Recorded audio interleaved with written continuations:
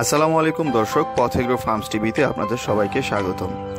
আজকে চলে আসলাম আরেকটি গুরুত্বপূর্ণ আলোচনা নিয়ে, যে আলোচনায় থাকছে শীতকালীন লেয়ার পালন এবং পুলেটের দৈহিক ওজন ও আলোক ব্যবস্থাপনা। যারা লেয়ারের জন্য ডিমের জন্য মুরগি পালন করতে চান তাদের জন্য এই আলোচনাটি খুবই গুরুত্বপূর্ণ। তো দর্শক, এখন পর্যন্ত যারা আমাদের চ্যানেলটি সাবস্ক্রাইব করেন অবশ্যই আমাদের চ্যানেলটি সাবস্ক্রাইব করুন। তো শুরু করছি আমাদের আজকের আলোচনা।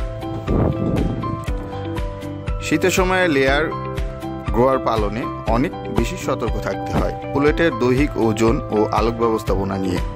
আসুন জেনে নেওয়া যাক শীতকালীন লেয়ার পালন, পুলেটের দৈহিক ওজন ও আলোক ব্যবস্থাপনা ও বিস্তারিত তথ্য। প্রথম দিনের বোর্ডিং থেকে শুরু করে 16 সপ্তাহ বয়স পর্যন্ত নানা ঝুঁকি ঝামেলা সামলিয়ে চূড়ান্ত সময় আসে অতি সতর্কতার সহিত লেয়ার, পুলেট ও সেকেন্ডারি রিপ্রোডাক্টিভ অর্গানকে যেমন ওভারি ও ডিম্বনালী ডিম পাড়ার উপযুক্ত করে তোলার।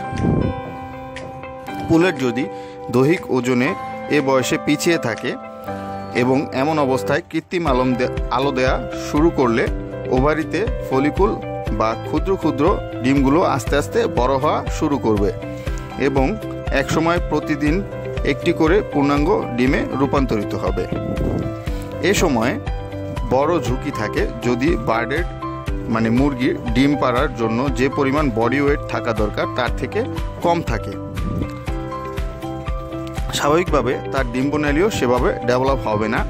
এমন পরিস্থিতিতে আলোর স্টিমুলেশন ডিম তৈরি হয়ে যখন অপরিপক্ক ডিম্বনালী দিয়ে ডিম আসতে থাকে, পুলেটের এগ বাউন্ড বা ডিম আটকে মৃত্যু হতে পারে, অথবা ডিম সহ ডিম্বনালীর শেষ ভাগে বা জরায়ু বেরিয়ে আসে, যাকে আমরা ভ্যাজাইনাল প্রোলাপস বলে থাকি।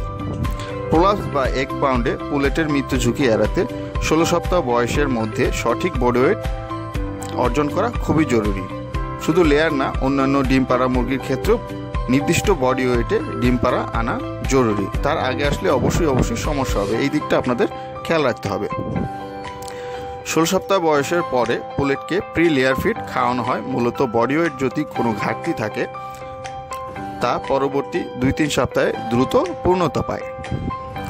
প্রি লেয়ার ফিডে উচ্চমাত্রায় প্রোটিন এবং সেকেন্ডারি রিপ্রোডাক্টিভ অর্গানগুলো দ্রুত বৃদ্ধি পাওয়ার জন্য দরকারি ভিটামিন ও মিনারেলসগুলো অধিক পরিমাণে থাকে। যদি 17 থেকে 19 সপ্তাহ পুলেটের কাঙ্ক্ষিত ওজন না আসে তাহলে লাইফ শিডিউল চালু করা থেকে আপনাদের বিরত থাকতে হবে। যতক্ষণ পর্যন্ত ডিম পাড়ার জন্য সঠিক বডি ওয়েট না আসে, এক্ষেত্রে পুলেটের বয়স বিবেচনায় না নিয়ে দৈহিক ওজনকে বিবেচনায় নিতে হবে। লাইট দেরিতে দেওয়ায় ডিম হয়তো দেরিতে আসবে, কিন্তু লেয়ারের লেইং পিরিয়ড শুরুতে প্রোলাপস বা এগ বাউন্ডেড পুলেটের মৃত্যু ঝুঁকি কমবে, জরায়ু ইনফেকশনের ঝুঁকি কমবে। সঠিক বডি ওয়েটে লাইটিং সিস্টেম চালু করলে একটু দেরিতে ডিম আসলেও শুরুতেই বড় আকারের ডিম পাওয়া যাবে এবং চূড়ান্তভাবে পার হ্যান হাউস এগ প্রোডাকশন বেশি পাওয়া যাবে। শীতকালে পালিত পুলেটের সঠিক বডি ওয়েট অর্জন বাস্তবিক এটি চ্যালেঞ্জ।